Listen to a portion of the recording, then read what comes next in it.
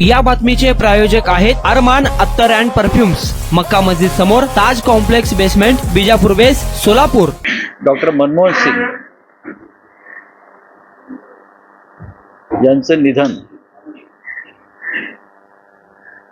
ही देशाची अपरिमित हानी आहे. या देशाचे ते महान सुपुत्र होते.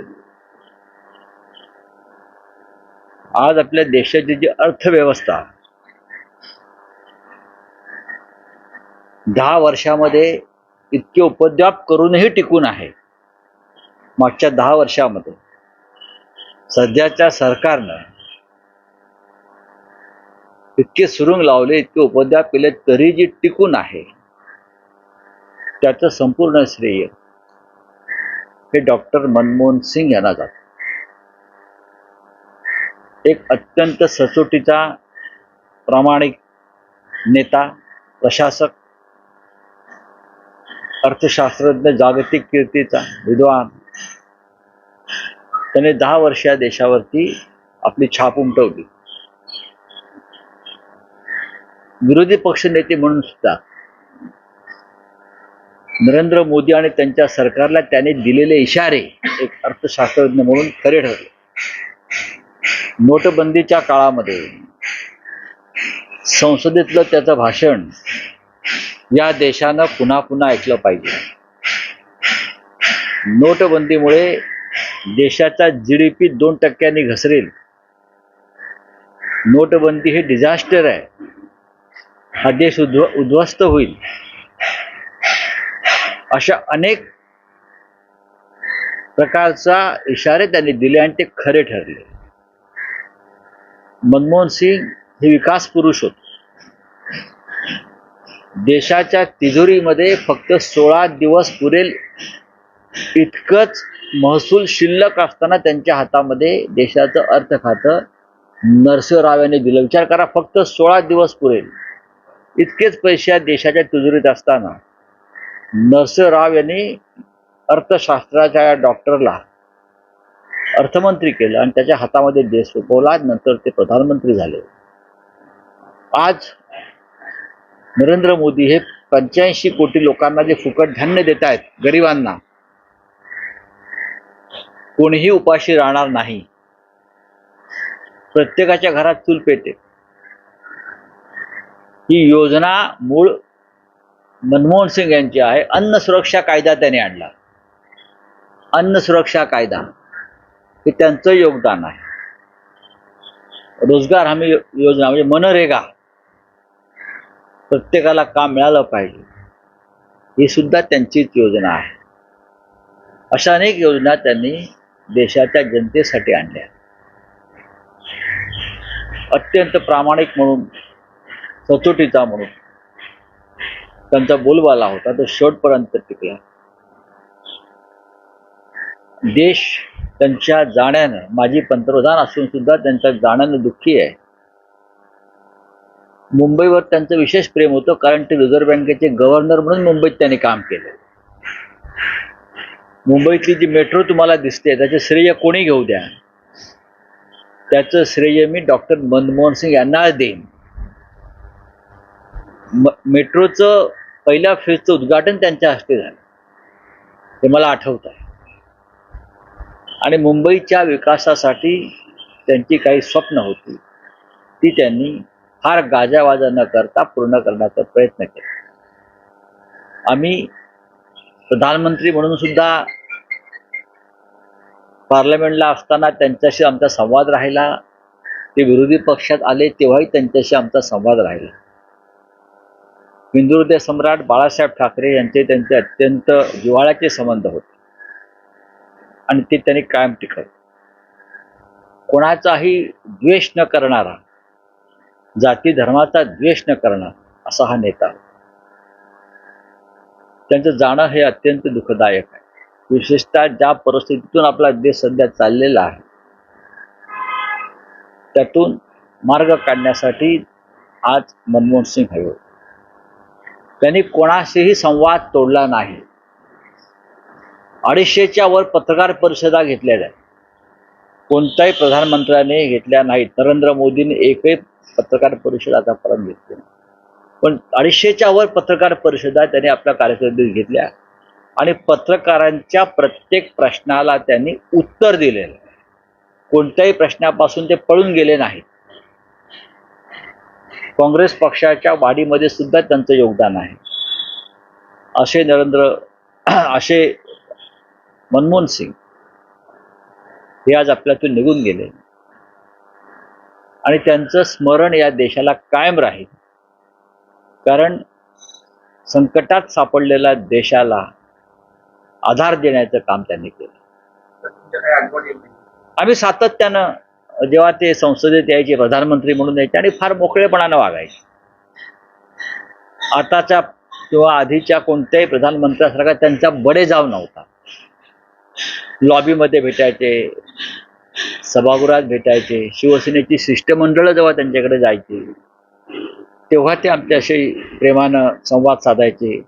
प्रत्येक वेळेला ठाकरेजी कैसे है, म्हणजे बाळासाहेब कसे आहेत हे विचारायचे. बाळासाहेबांनंतर उद्धवजी कैसे है असं ते विचारायचे आम्हाला सातत्याने.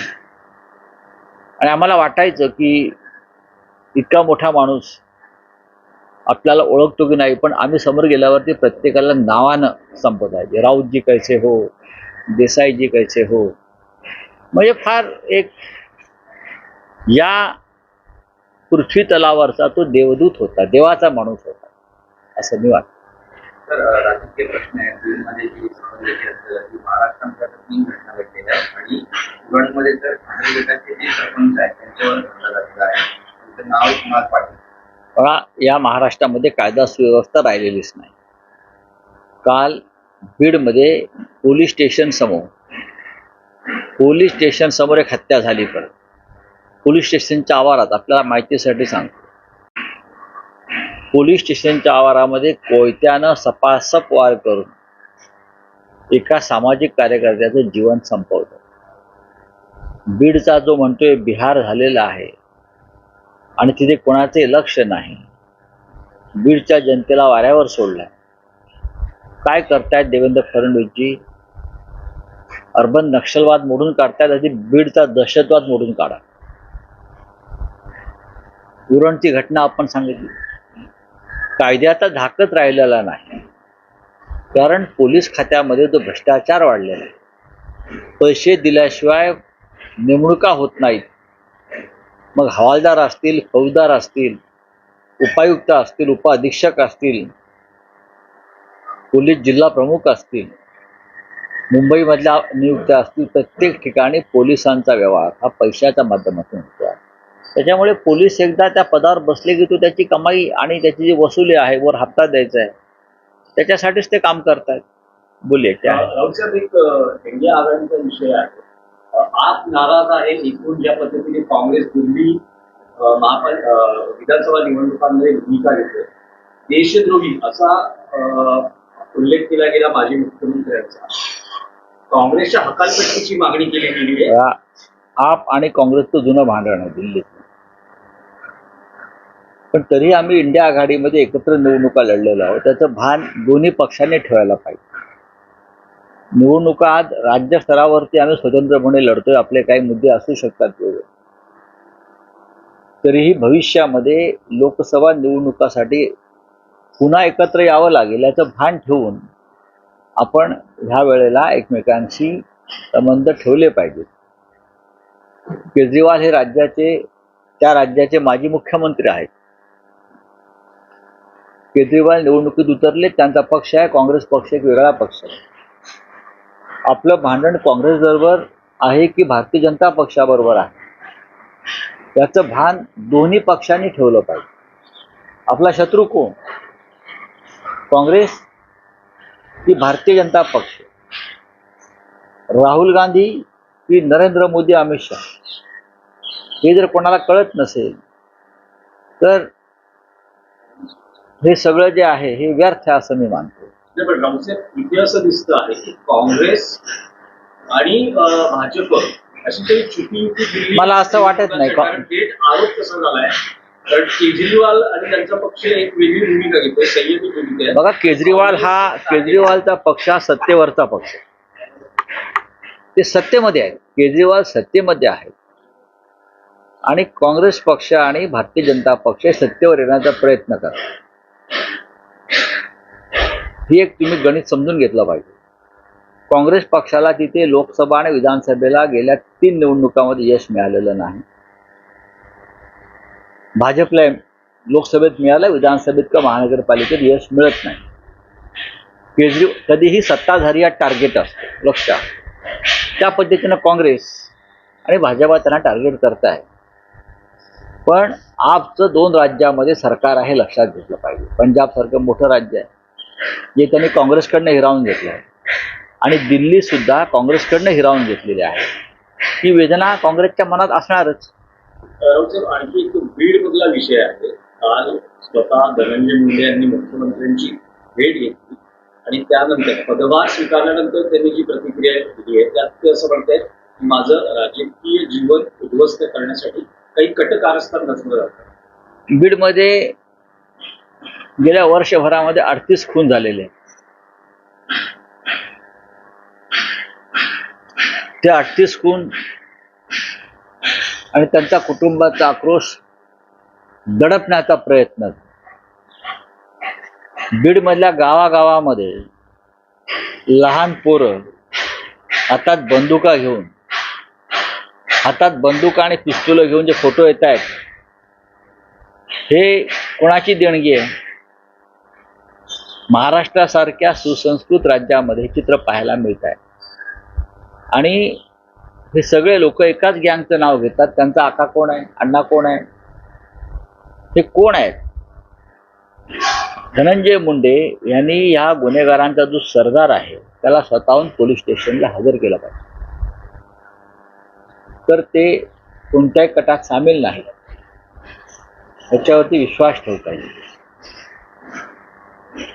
आम्ही अमुक माणसाचे शूटर आहोत अशी 20-20 वर्षाची पोरं मिसळून न फुटलेली सोशल मीडियावरती येऊन सांगतात.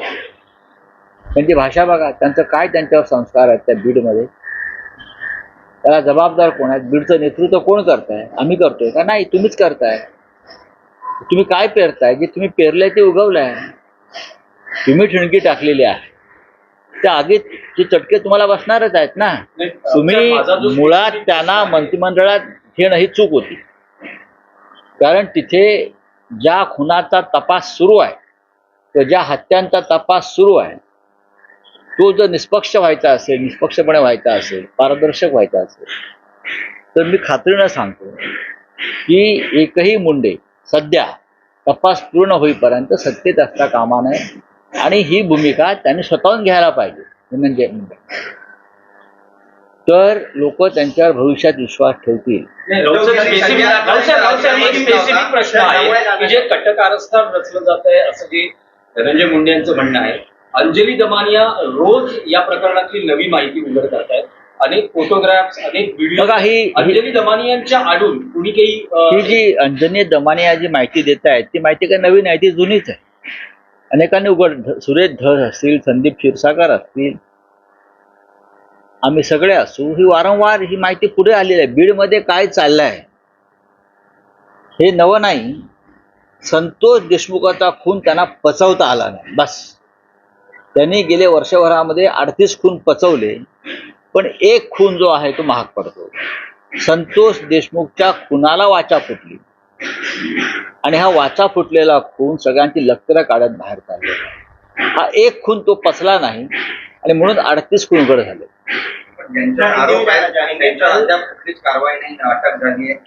जर आरोप आहेत आणि त्यांच्यावरती कारवाई होत नसेल तर त्याला जबाबदार या राज्याचे गृहमंत्री आहेत. गृहमंत्री कोणाला तरी वाचवतायत. गृहमंत्री हे दुबळे आहेत, कमजोर आहेत, हे यातून स्पष्ट होत आहे. ही गृहमंत्र्यांची जबाबदारी आहे ना. जर लोकांच्या मनात भावना आहे की खरा आरोपी सूत्रधार वाचवला जातोय तर ती शिंतोडे जे आहेत हे या राज्याच्या गृहमंत्र्यावर पडतायत. गृहमंत्रीचे नाकाने कांदे सोलतायत, कोणालाही सोडणार नाही, किती मोठा असू द्या, बरं का.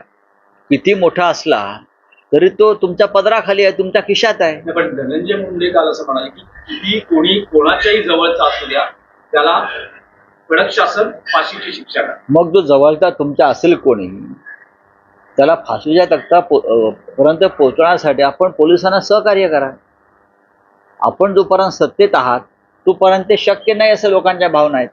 सर हिंदी में जाना चाहेंगे कल डॉक्टर मनमोहन सिंह हुआ आपने भी कई डॉक्टर के साथ काम किया हमने उनके साथ काम किया है. डॉक्टर मनमोहन सिंह जी एक ऐसी शख्सियत थी जिन्होंने देश पर नहीं देश के जनता के दिलों पर राज किया. नरेंद्र मोदी और उनकी जो टीम है ये सभी ने डॉक्टर साहब को बदनाम करने की बहुत कोशिश की.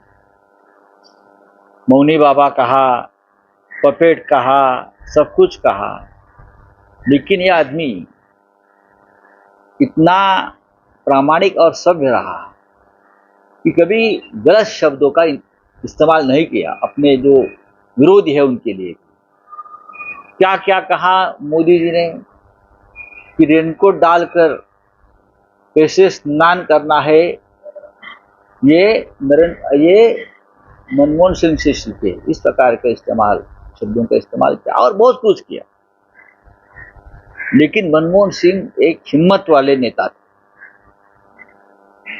हिम्मत वाले इसलिए थे कि उनके कार्यकाल में 250 से भी ज्यादा बड़ी बड़ी वार्तालाप, प्रेस कॉन्फ्रेंस पूरे विश्व में लेने की हिम्मत मनमोहन सिंह साहब ने दिखाई है.